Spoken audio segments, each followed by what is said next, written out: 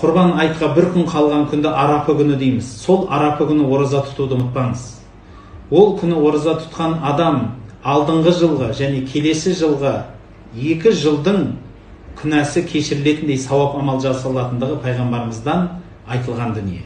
Соны ұмытпай, сол арапа күні ораза тұту, жұрттарға жақсы сыйлық беріп, құрбан айттарымен құттықтайтын, дайындық қылатын күн. Соны ұмытпаңыздар.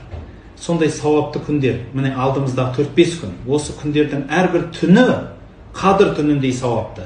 Әрбір күні қадір түнінің күніндей сауапты. Рамазанның әрбір күніндей керемет киелі болған, күнә жасау қиын болып, ауыр болған, сауап амал есе болатын күндер.